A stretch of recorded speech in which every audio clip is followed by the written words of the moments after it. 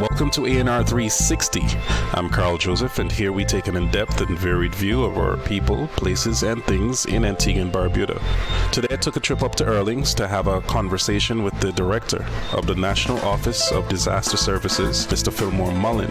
We have a looming hurricane in Irma headed towards the Leeward Islands and Antigua Barbuda, and it's forecast for this Wednesday. And his office has been working round the clock to get the island prepared for its possible arrival. Mr. Mullin speaks about the state of readiness on the island for the possible hurricane and also reveals whether he thinks the residents are taking the threat seriously enough. Here's Philmore Mullin.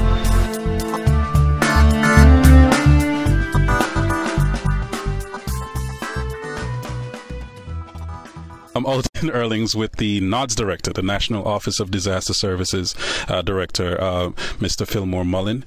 He and his team, no, he doesn't work by himself. He and his team have been doing quite a bit of work out here in Erlings and in other areas to get us ready for Hurricane Irma. Mr. Mullin, let me ask you, what are we doing, or what are you doing in Erlings? Well, I came on to have a look at the job that is done. This job started in March, actually. Okay. It is funded by the EU and through SEDEMA. This was considered to be one of our priorities in terms of community disaster risk reduction. And so we sought the funding, and it was approved. And so between Public Works and a private contractor, we were able to build a catchment basin in this area, because we have had some serious challenges in this community in the past where you have boulders, some of them pretty large, and got sand going down the gully. When it gets in the community where the drainage system is narrow, it gets blocked and it's spread out across the community, which is very uncomfortable and very expensive to clean. It has happened the last 15 years or so. We have done this cleaning at least twice, and the cost, that is the government's cost, will run into about $300,000 easily.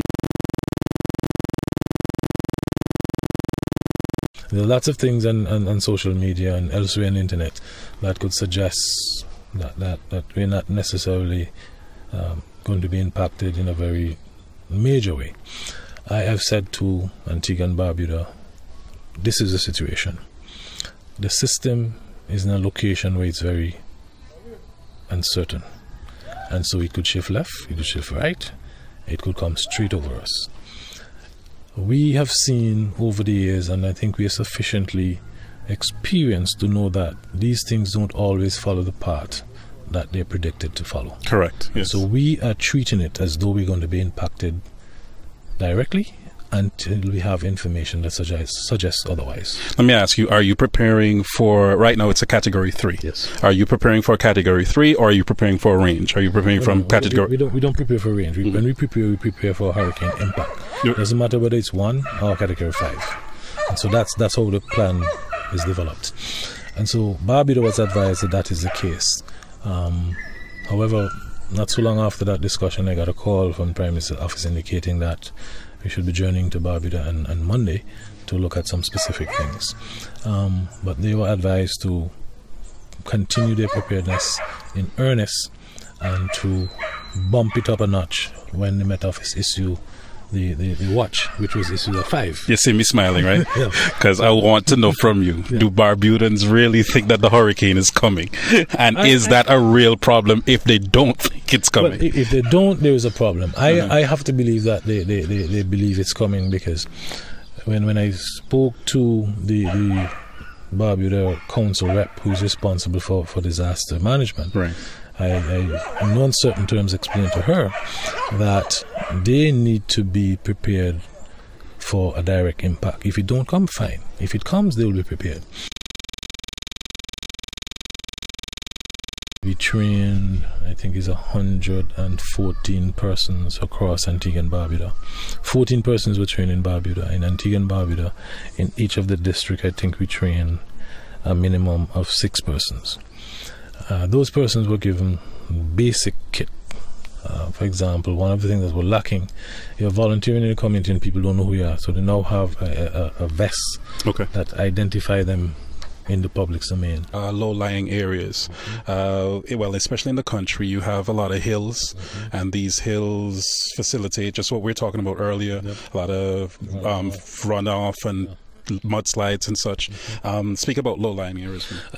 There are a few low-lying areas that we're concerned. There are many, but the ones that are concerned to my office would be West Palm Beach, which is in Bowlands. You have the Yorks area. You have Pickett's, and there's some other areas across the country. There's one in Liberta, and some other locations. Primarily, though, in those other areas, the threat comes from blocked drains. Blocked, so okay. The water will flow normally. If it gets blocked, then the water backs up, rise, and go into people's home. In the low-lying areas like Bowlands and West Palm Beach in particular, you have a large volume of water coming from several different locations. You have an area called Roses, and you have that ties into the Boggy Peak range, and so all of those hills have water coming downstream. That water ends up going through Bowlands, and it goes into the sea. However, you also have water coming from in Christian Valley area, and then from further up in Jennings, past the school, those hills there, that ring of hills. All of that water coming to that one water stream, and it flows towards the sea, down towards the back of West Palm Beach, over to the back of Jolly Harbour. What has happened over time is that whereas the water used to enter the sea in several different locations, you now only have maybe one or two. Is that because of the same clogged drain situation? No, this is now because of development. Oh, okay. And so the water cannot enter the sea in the same volume that it used to. Roughly about 3,000, I'm just using an estimate, about 3,000 differently able, I'll use your word, folks in Antigua and Barbuda. So how do you accommodate for those 39 shelters we have? 30 in the various 39 shelters. When you look across the communities in Antigua and Barbuda, I think the largest population of physically challenged who normally seek shelter, that would be the Villa area. Okay. And you're talking about 6. I don't think we've ever had more than 6. More than 6 persons. Okay. Because it's over time, we have sensitized people enough to the point where they know that this could become problematic, and so it's always better for that person or those persons to be with their family or in the very institution that they reside. But again, if the institution was not built and designed for that, then you can understand my concerns. Medication. You had a serious issue with medication. When you have a hurricane, we have always gone out on a limb to advise persons that are, and especially those that may be life-threatening illnesses, they need to, before the impact, stock up on their medication. As a matter of fact, I think the medical benefit scheme has changed their policy to a certain point where you're only allowed to collect your medication after a particular date, which means that your supply is running low. Right. But once there's a threat, the time has been somewhat relaxed so that you can have a larger volume of medication to tie you over any closure or any period when their services will be disrupted. Okay. And so this is very important. Of course, we're in anticipation of Irma on Wednesday. They're now saying Wednesday at 8 o'clock. Now that could change tomorrow, that could change tonight. Some advice. Residents want advice. Okay, now that the warning is issued, that the watch is issued, the message will change, and so you will see a different type of message. We know we're getting more specific, whereas we're more general. And even when we get to the warning, it will change again to become more narrow. The residents need to understand that we're dealing with a very powerful and destructive force. Hurricanes have killed many people over the world over time, annually. Those that are living close to the sea, storm surge in hurricanes, when you tally the amount of people killed, it is storm surge that killed the largest number of people. So if you live close to the sea and you live close enough where storm surge can impact you or storm surge have impacted you in the past, you need to move away from the sea, from the coast. If you live in a home and you're not comfortable that your home is in a position to withstand the impact of a hurricane, seek shelter. Seeking shelter don't necessarily mean that you have to go to a public shelter. You can go to relatives, you can go to friends. Public shelters are usually a space of last resort. They need to continue to listen to the messages coming out from the various agencies. For example, I know Solid Waste Management has indicated that while it is true that some people are doing last-minute pruning of trees, they are not picking up that type of waste at this time.